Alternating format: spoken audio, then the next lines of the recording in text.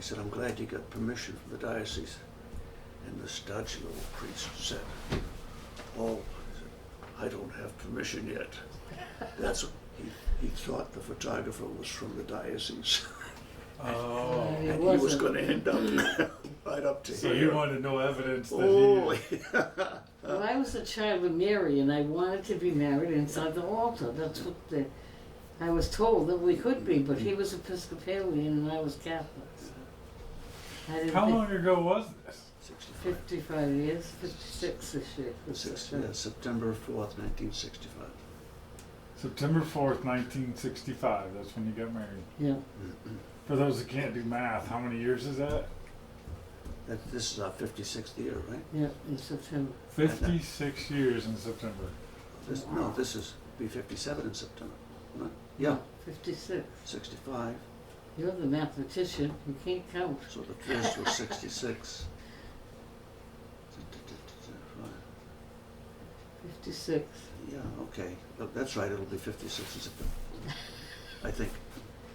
No, The- it is. Anyway. The nurse sorted you out on that, I think. Yeah. You know, after 50, you stop counting, right? But we've been married 3 times.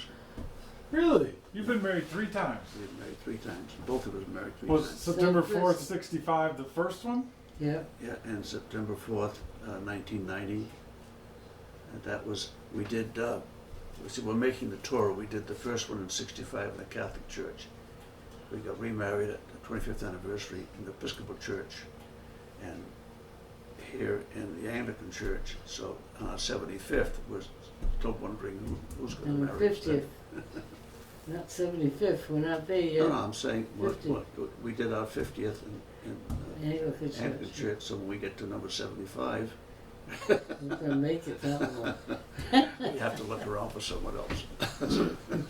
Well, I know a church in Conway that could probably do it. Mm-hmm. But it was so different. I mean, the 25th, almost everybody was there from the original wedding 25 years before. And for the 50th, They're all gone. all gone. My brother died this past year. His best man died this past year. My Best man, yeah. maid of honor died a couple of years ago. And my girlfriend died right after that. Yep. It's been, life was good until the 80s, and then in the space of 8 years, we lost my mother, her mother, her father, my brother, and my father. And my brother. But no, I'm saying Yeah, it's in the his space all of 10 in years. March. We lost them all in March. All in March. I hate this month. We kind Interesting. of locked the doors in March. We had a similar experience in our family in November. November was always the year we lost someone. Mm. It's really strange how those things have a pattern. It is strange. Yeah, it's just chance. Mm-hmm. But, well, not really, because the winter, we know, does have an effect. Death rates. So you've been married 55 3/4 or 55 and a half years.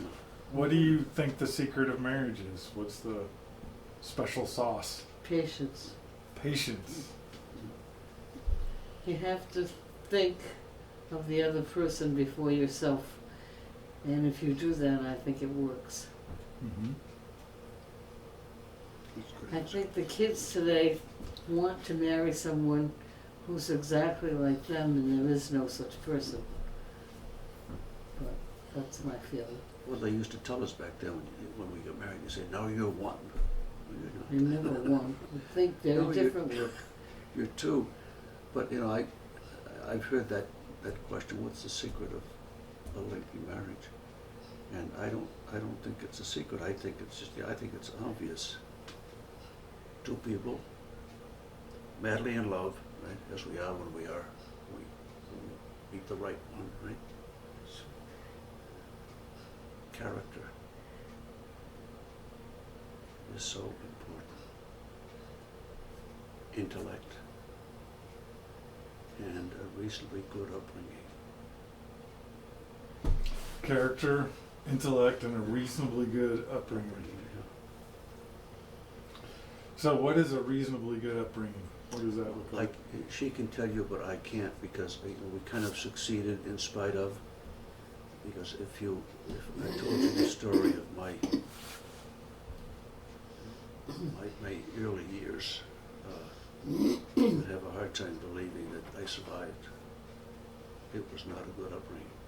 So you had a hard childhood. Yeah. Tell you stories, curl your hair. Mm-hmm. Very difficult. And it's amazing. I mean, my brother, I had an older brother, 2 years older. I mean, there we were in the same house. And we had the same upbringing, and I went that way and he went that way. Mm-hmm. He was dead at 48. You know, so I don't know how it happens, but somehow it didn't defeat me, but it did defeat him. How does your faith mix with your life? How did you get involved with the church? Excuse me, I left the Catholic Church before we moved up here because of all the terrible things that were happening in the church with the priests, and I just couldn't go to The church. pedophilia and Yeah. the abuse. And then I met this church of yours, this Anglican church, and Father Monroe, who was so good to me when I was sick, and I was very, very sick. Actually, I died, and I was resuscitated. And he came to the hospital all the time and prayed for me, and no one ever did that before. So when I came back home, I decided we were going to join the church.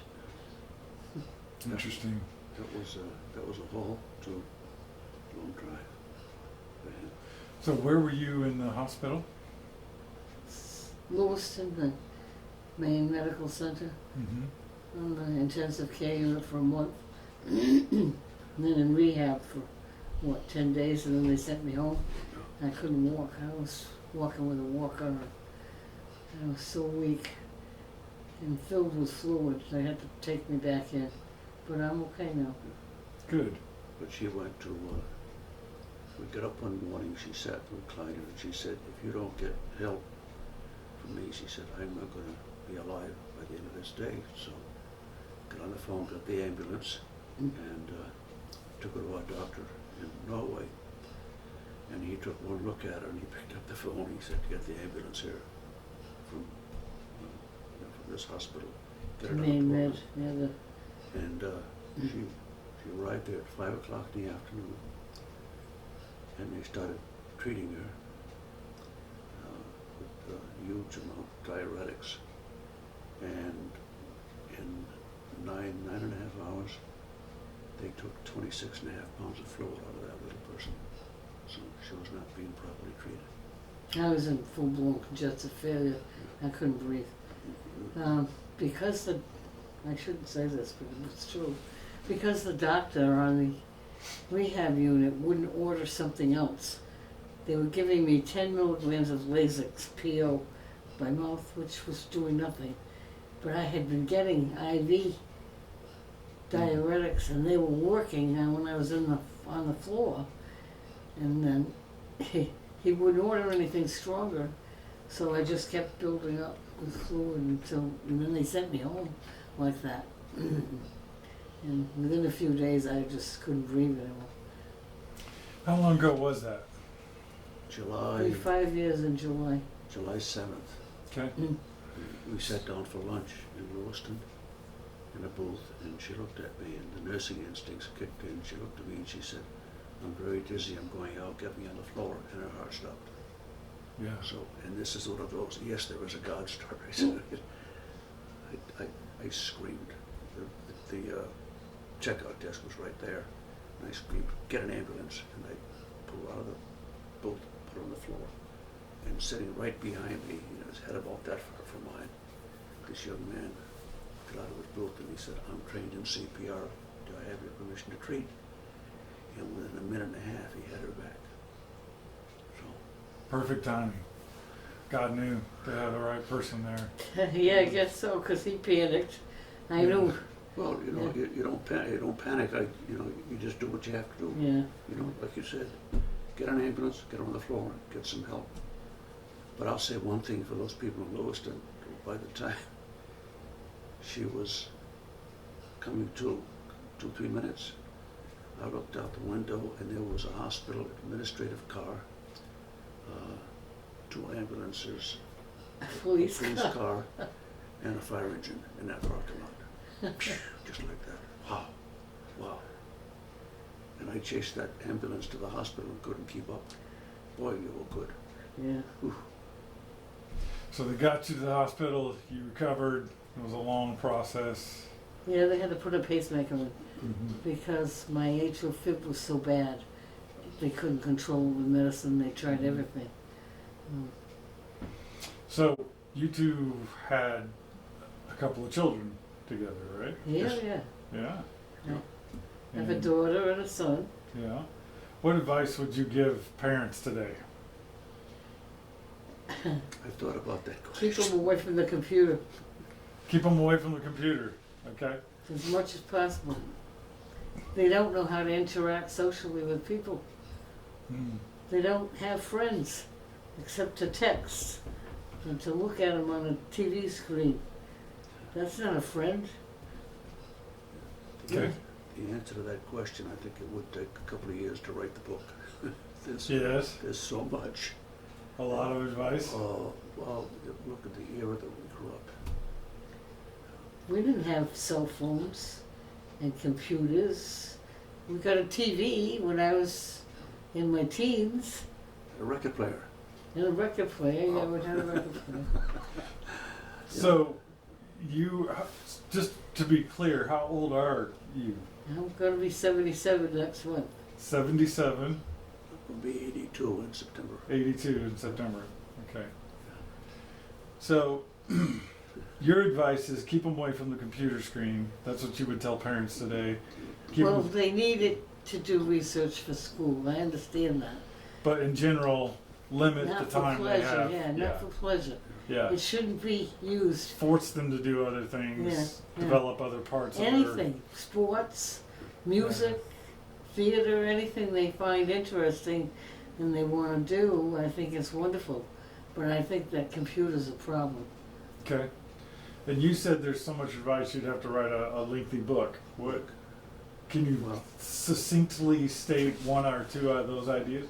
We think back to when we grew up in the 40s and 50s and think of the influences. I mean, the electronics weren't there and families were strong and the influence of TV was not as it is today. It was a much more, I mean, we grew up with Howdy Doody, Mm-hmm. Mm-hmm. not with the madness that you see on TV today. And when we attended grammar school, all our teachers were women because they were not allowed in the classroom if they were married. So, yeah, I mean, it was a different time. It was a very It's different true. time. My nursing school was all women. Yeah, They didn't allow men. absolutely. And they were there. That was their life. They weren't married. Those kids in the classroom, that was their life. And every teacher we had was a marvel. Mm. Amazing.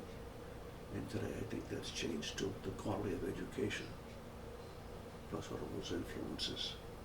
Yeah, I think it's deteriorating. And the I really political do. situation, Yeah. of course, is desperate today. It's very difficult. Well, with this pandemic too, Pandemic. people were being educated on the computer. Yes. And a lot of people up here, where we are, can't do that. Our computer, you try to Zoom with it, it breaks up. You're talking to somebody, all of a sudden they go. Yeah, so we're in the North Woods of Maine. We don't I have mean, broadband, Yeah, right? you're pretty far from any significant town. Right. We can't, what is it, Netflix? We can't have You Netflix. can't get Netflix. No. They You came up can't- and you don't have tried. broadband, that's why. It wouldn't work. And, I said, what's the problem? And he said, what do you need? I think he said a minimum of 9 to 12 of the strength of the signal. Megahertz, yeah. 9 to 12, and he said, you have 1.2. Good Not product. gonna cut it. Yeah, that's a tough, Forget it. tough gap there. It's a different world. It's, Yeah. It's so hard. I think back, it was so easy for us to grow up in a social sense. The home situation We all was had friends different. that came to the house all the time. Even my kids did. I don't see that anymore with our grandchildren, do you? No. They don't invite anybody over for dinner and just to go out in the pool. And when our kids were growing up, there was like 5 or 6 kids over the house all the time. Yeah, so it seems like the era in which you grew up, there was a simpler existence. Things were not as complicated. Right. Things were not as driven, And maybe. everybody went to church. Everybody went to church. My family That was- did. So everybody went to church. No. That's dramatically different than today. Yeah. So what role has the church played in your life? Has it been something that you guys have always done, or is it something? Oh, it means everything to me. I Okay. prayed every day when I was in the hospital and I thought I was going to die. Mhm. I really did. I called my daughter and told her to be prepared to help her father because we've been married so long. But I survived. But no, I pray every night. My faith is very important to me. He's the most important, I guess, but my faith is just as important to my children. So, you guys have been a part of the St. Margaret's family for a while. You've been at St. Margaret's Anglican Church in Mhm. Conway. January of 93. Okay. And we, when we arrived here, we said, well, she does not want to continue with the Catholic Church, and I did not want to continue with the Episcopal Church, because the Episcopal Church had decided that it would rather be an agency for social change than a Mhm. church. So we have to find something new. So we picked up the Conway Sun Mm-hmm. and looked at the page with all All the churches. the churches, Yeah. right? And we said, hey, look at this. Mm.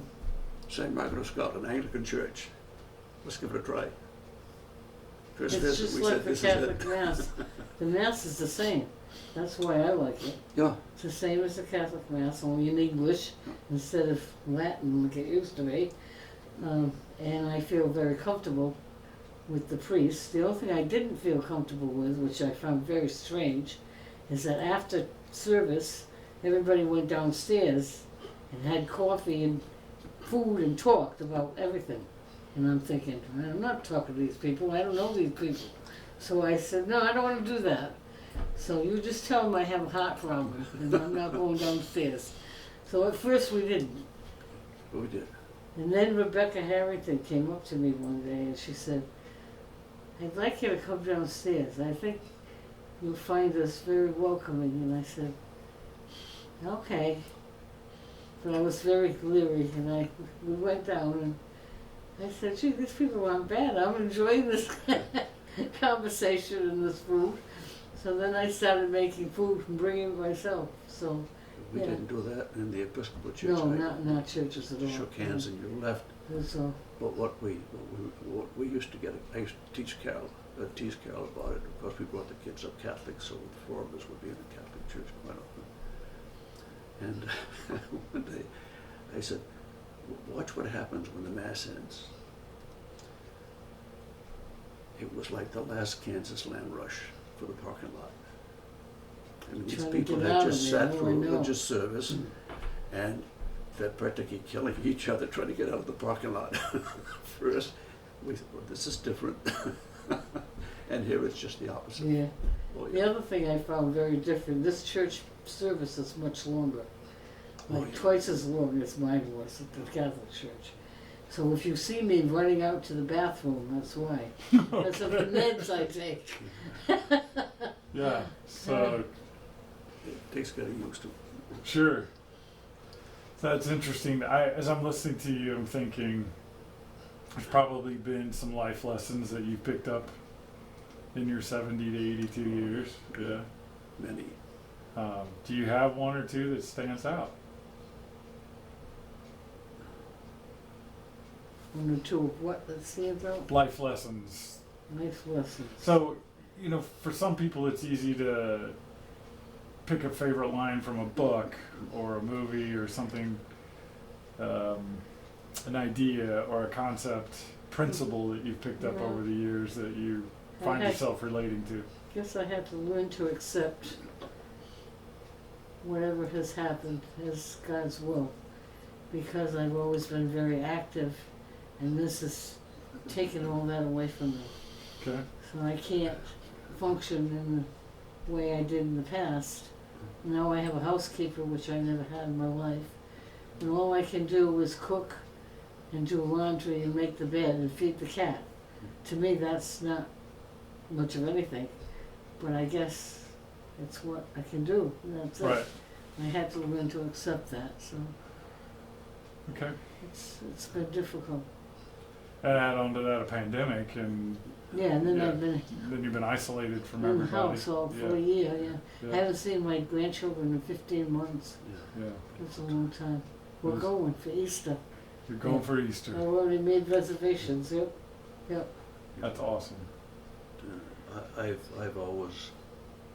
I've learned from life that it's a lot of it's hard work, a lot of hard work, to make a good life for yourself, you know, and your married partner. But if you hold fast to your religious faith and to your belief in each other and work hard, do the right thing, it's worth it. You know, every day I look around and I say, boy, how many times do I look out the window and I say to Carol, look at this, how did we get here? Yeah, I know.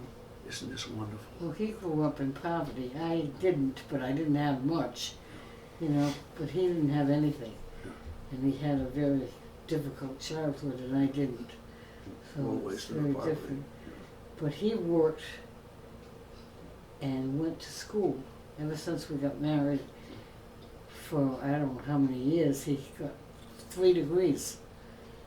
I worked so that he could do this, but it was amazing to me what he accomplished in such a short time. And we had 2 children during that time too, so Well, it took me 6 years for the bachelor's, yeah. 3 years nights, 3 years days. Another, let's see, 4 years for the master's, Mm-hmm. and another 4 years plus for the doctorate. Took her 3 years in nursing school, full time, and then 8 years at night for her bachelor's. So between the 2 of us, we've read a lot of books. Mhm. So you guys have worked really hard for an extended period of time, not just for a short period. No. You really had endurance in your marriage, in your life, Yeah. in your perspective for what it would take to go forward.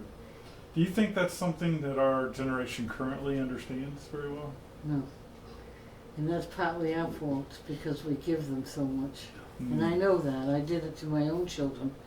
We helped our daughter through med school, and he didn't get any help at all, except for me, when he was going to school. So, yeah, both our children have good educations, but they didn't pay for them. We did, most of it. Our daughter paid part of hers, but most of that was for her rent and her car, Mhm. not for her school. But she did well. I mean, she came out of med school something like $25,000 a day.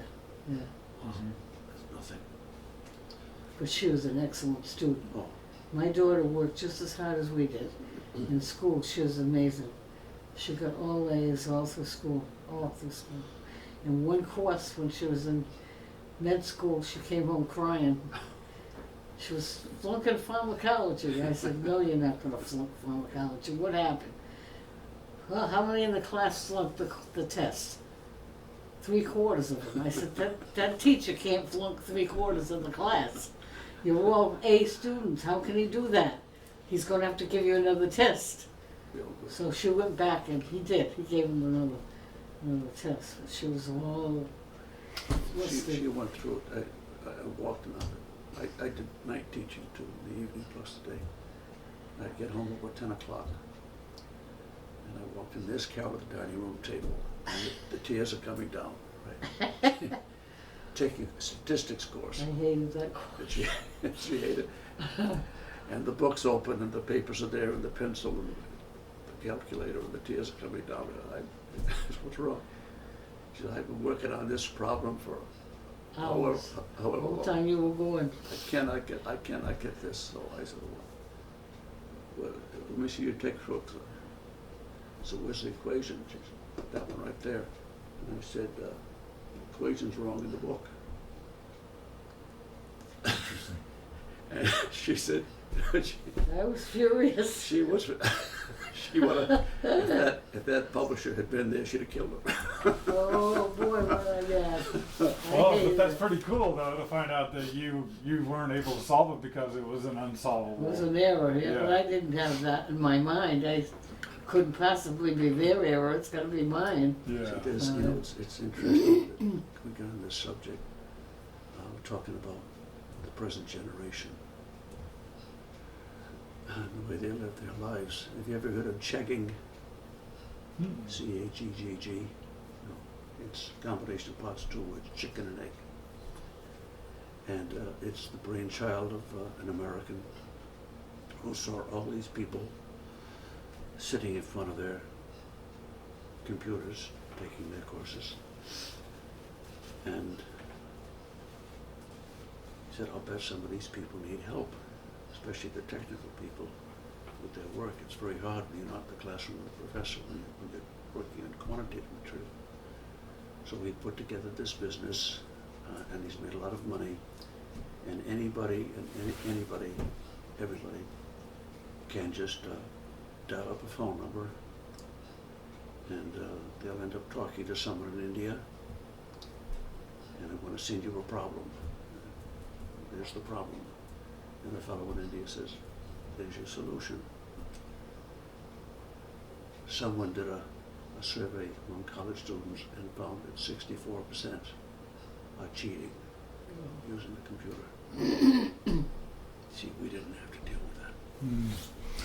So, if I'm hearing your stories, one of the themes that I picked up, one of the things that emerged is that it's okay to struggle. Mm. It's okay to be delayed in your goals as long as you just don't give up. Mm. Because the simpler solutions end up being, they rob you of something. Mm-hmm. The shortcuts in life aren't worth taking, is what I've Well, heard I'm you say. glad we had our children when we were young. Yeah, I was 22 when Janine was born, and I'm glad. yeah. Because then I could enjoy her and my grandchildren. I think as you get older, you get very tired trying to play with little grandchildren who are running around the house. Oh, don't. Yeah, I'm 51 and I just had my grandkids in February for a week and it just about wiped me out. A Okay. 3-year-old and an 18-month is like, Yeah. you know, whirling dervishes going through your house. Yeah, I you know, know. Tasmanian devils with Like diapers. tornadoes, so I Yeah. know. I It's know, I used exhausting. to hide things Yeah. when they'd come. Isn't that Yeah. funny? All my statues and my things that are out there, I put them in the closet so they wouldn't break anything and I didn't have to be yelling all the time. But I'm glad I could to enjoy them when they were small and not be totally exhausted, You know, because I certainly couldn't do it now. Yeah. we talked about character, and I'm about halfway through a biography of Fred Rogers, Good Neighbor, Yeah. Mr. Rogers' Neighborhood. And that's a study in character. Oh, I read that. That was Wow. amazing. Amazing, man. Yeah. Talk about never give up, no matter what the odds were. Yeah, but he grew up with money. We had nothing. We started with nothing. But it didn't help. No. All that money, I mean, they were filthy rich, really. Yeah. Oh, it was amazing. I mean, we When had he- secondhand furniture and everything in that house. He loved music, and he told his mom that he wanted a piano. And so he had a little one at the house. It wasn't much, so he wanted a really good piano. So he said, "Go pick one out." So he went to the store and came back, and he said, "I found a piano I like." "How much is it?" He said, $50,000. The grand piano, Steinway, yeah. Mm. Steinway grand piano. She wrote him a check for $50,000. And wherever he moved, the family saw to it that piano followed him. Wow. And yet, all that money had no effect on his character. No, it didn't. It was amazing. It just Yeah. an amazing person. He was very Amazing moral. story. Yeah. Interesting. Yeah. Well, we're running out of time for this interview I that know. you've been under this whole What are you time. gonna take? You need to introduce yourself to the camera. What's your name, ma'am? Carol.